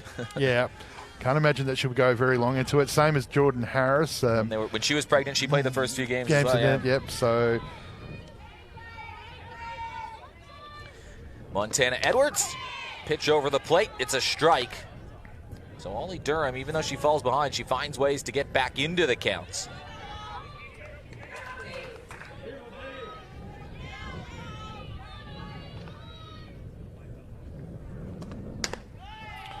And it's a walk. Yeah, first really pitch high and up. Again, just trying to tempt the hitter, but just away from the plate.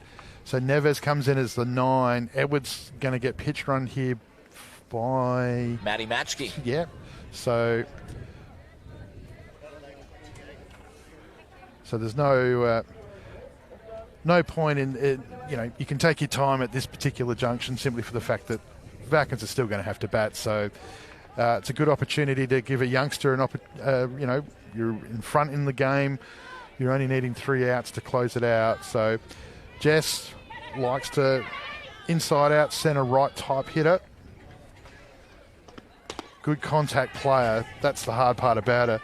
Like Engler, who's got a very tall zone, Jess has got the opposite, and she uses it to her advantage. But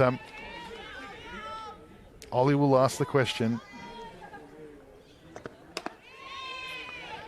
Just missing on that outside. Nice and low, sorry. She's fallen behind a lot so far, Ollie Durham. But she's got herself back into it. 3 walks, 3 outs has been her stat line so far since she came in the 4th inning. And she's behind 3-0 again to Jess Neves. But you can definitely tell that she's, as that ball's hitting Tonkin's glove, you can tell that there's a definite zip. I mean, she's sitting in the, again, without the gun, but you would suggest that she'd be in the high 90s here. So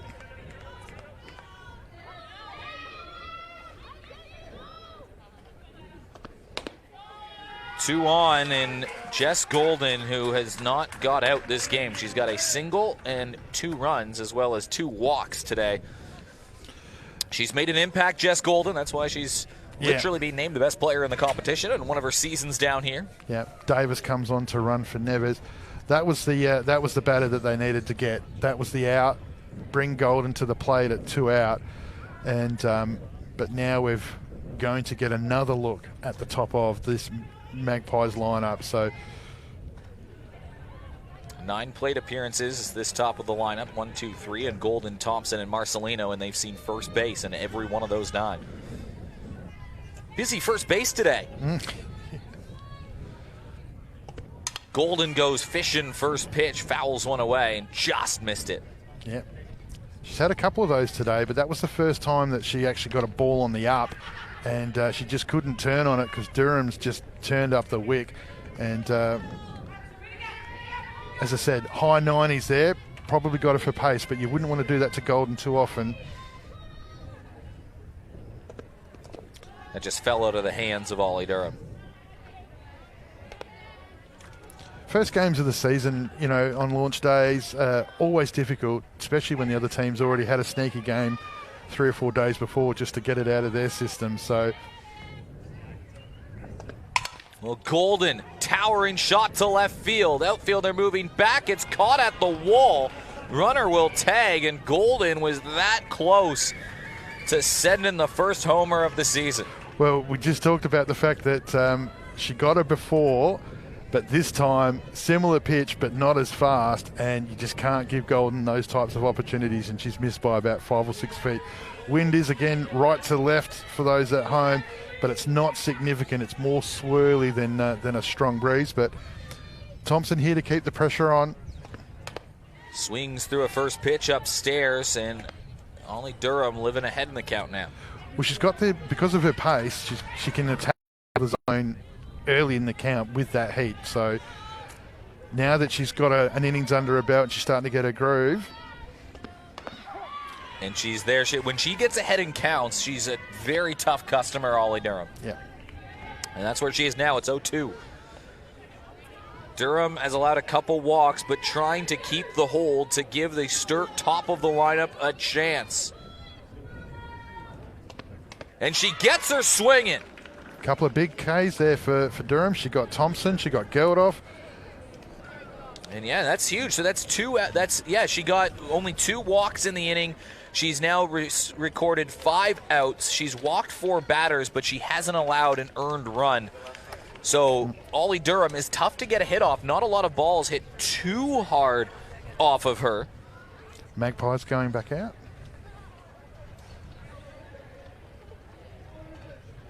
And now it is the last chance saloon. There'll be no new innings after this. We've already played the 90 minutes, but because we started the inning at about 8:24 or at 84 minutes, that was just got under the radar, so saved by the literal bell.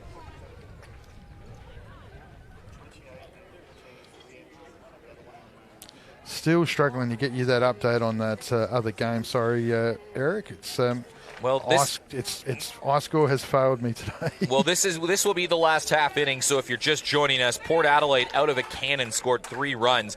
Golden with a hit, but Marcelino's triple scored 2 runs. Jess Maslin had an RBI, but it was a ball caught near first base in foul territory that pulled Tonkin off home plate, and the runner was able to tag because nobody was covering home. 3-0. Geldof's double in the second was cashed in by Montana Edwards. 4-0. Throwing error from Bell White made it 5-0. That score remained until out of seemingly nowhere, 4 straight hits. Ollie Durham, Abby Kennedy, Sarah Tonkin, and Rachel Tonkin. The 2 Tonkins scored the 3 runs for Sturt. They had bases loaded, no out, and with Maddie Cameron up to the plate, and they couldn't score any more runs. There was a fielder's choice. Hannah Hutchison flew out, and Abby Ware striked out. They couldn't score anything in the 4th, and now we are here in the bottom of the 5th, the last chance saloon. It is 7-3. Port Adelaide scored their 2 runs in the 4th inning off of 4 different walks. So only 3 of their runs have come from base hits today. Port Adelaide, the free bases will be the story for Sturt when they look at this game tape. Sarah Tonkin swings through a pitch. Just got the update that we wanted. The game's finished.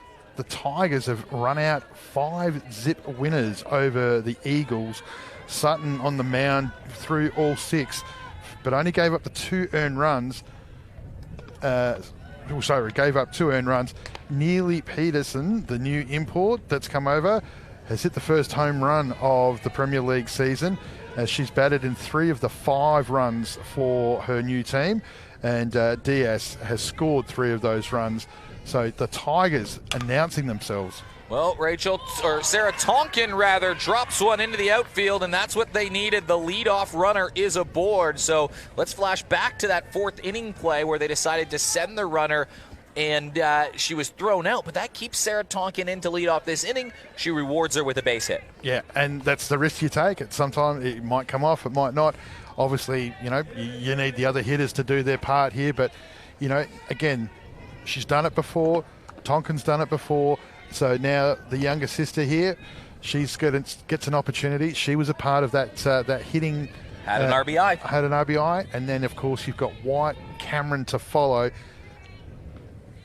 Well, they have to score 4 for a split point situation, 5 for the win. There are no extra innings when the time has already expired, which it has. Yeah, well, when you said before, about 20, 25 minutes ago, Sturt actually had a go-ahead run at the plate. You know, it was 5-3, yeah. And they scored. They had scored 3 fairly quickly. So Sturt not out of it. They've got exactly the setup they need. They just need some good, clean contact to space at this point. And Engler, you can see, has just jumping off the circle, just a little bit more zip on the ball. Again, as I said, not going to fatigue. So she's throwing nice and hard here at the end. Hitters count for Rachel Tonkin, who has a hit already. This knocked over towards third. Trapped by Callahan. Do they get the lead runner? She's safe. Both are safe. It was a bang-bang play. Callahan opted to go to 2 rather than 1, and Sturt will have 2 runners aboard with no out. You see here in the Aqaba replay, Callahan, you can see she's got the choice. The throw's gone over. It was bang-bang type of play. I mean, in hindsight, you know, those beautiful things, you're 4 runs up. You want outs in the last innings. You're not, you don't want to protect 4 runs. You just want to get 3 outs. So, but, you know, when you look at it side on there, on the Aqaba replay, she felt like she had an opportunity, and it was close. It was close. So, you know, you can't sort of hold her for that. But now, wowee, 7-3, none out, White, Cameron, and we've been teasing it all day, the impressive Hutchinson. Is there a fairy tale in the building? Let's see. Well, Belle White needs to get on base to have Maddie Cameron come to the plate as the tying run. There are 2 runners aboard. The ball slipped away, but if you're Sturt, there's really no point trying to steal anything extra right here. You need 4 runs. These 2 runs just simply have to score. It does no good if they even risk getting thrown out. Yeah. No, they've done the hard work. Now the harder work starts. Belle White, the Olympian. Wow. Ball hit up the middle. It takes a funny bounce off Engler's glove, and it'll be bases loaded, nobody out. A centimeter the other direction, and it's probably 1 out on the board, but it takes the hop off Engler's glove, and all of a sudden, bases loaded, no outs, and Maddie Cameron, one of the most dangerous batters in the league, is coming to the plate. And that's why the SA Softball Premier League is the best. So Cameron here, she was disciplined when she got the opportunity last time. She's got to find her pitch in this count now. How this game has turned again. Sturt had 4 straight hits to score their 3 runs in the 3rd inning. They almost ran out of time, literally saved by 1 minute to get it to this inning. Now Cameron checks swing. It'll be a throw home. There's 1 out.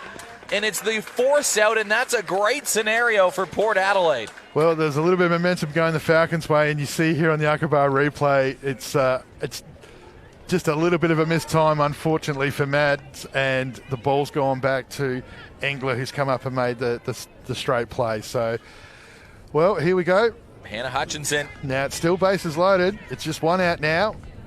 They are 2 base hits away from tying this game. And they get 1 huge swing from Hannah Hutchinson. Well, she has cleared her arms a couple of times, just again getting under it, and Engler hasn't thrown the ball up a lot to be able to allow that. So good swing though from Hutchinson. It's a good swing. It's just a matter of the right pitch at this point. Swing like that, you're sort of imagining that center right box. So. Played her game of under 18s earlier today. Bases loaded, 1 out. It was no outs. Check swing again, over to second. They go home for 1. Golden just reaches back to step on the bag, and 2 force outs at home have all of a sudden brought this game to its final out. Aqaba replay, that's really impressive work by Jess Golden. You can see that she's at full stretch, and she still had the presence of mind to know exactly where she had to put her feet on the plate. Coach Adams is now ringing the change, taking the youth of Abby Weir out, and going to a great story to see Tash Straps back in the Premier League after the battles that she's been through. Yeah, And a cancer battle for Tash Strap. She returns to the Premier League. She's played on the Stars on a number of teams before. Yeah. She's a much-loved figure in the softball community. All through that, she had a child as well, and it's just an amazing story of courage and bravery. And Tash Straps makes her return to the Premier League with bases loaded and her team down to the final out, and she represents the tying run. Yeah, I mean, obviously, Coach Adams just trying to utilise the experience, and it's a great time to bring her in that regard. But well, welcome back to the Premier League, Tash Straps. Everybody is so happy to see this moment occur.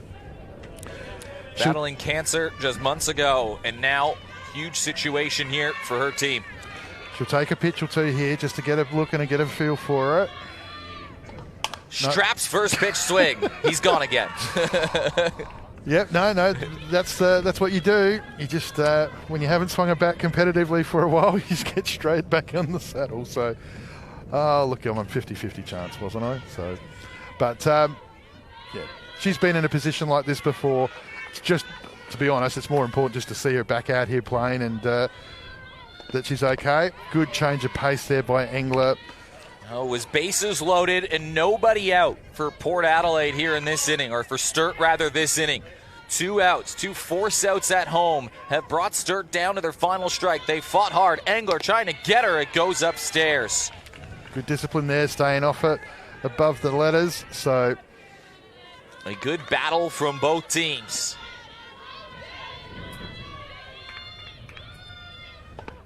Straps puts it in play. Engler will look at one, and Port Adelaide hold off.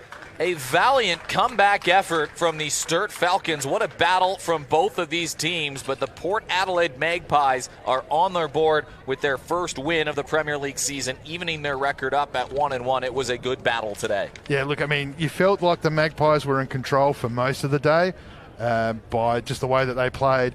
But to the Falcons' credit, first game of the season, and they've, great opportunity. Some of the young players have really stepped up and jumped into it. So, yeah, good signs there for the Falcons. Scary signs for the competition for the Magpies. So, and I don't know, I think we might be getting a look at the Arkaba replays of the game here, but it was an entertaining one. No Arkaba replays of the game today, but yes, we do have some. So a 7-3 game. This is I don't know what this is. This is just a ball. A ball. It's the first game of the season, really, for everybody. So. But no, big thanks to Spacequake Sports for this. They've got 4 games of softball tomorrow coming from New South Wales, Tuesday in Victoria, and then Wednesday back here. So a great, valiant effort today on a comeback attempt from Sturt, but the Magpies score early and hold on late to win 7-3. On behalf of Anthony Weatherstone, everybody at Spacequake Sports, producer Brandon, tip of the hat to you. We'll see you on Wednesday.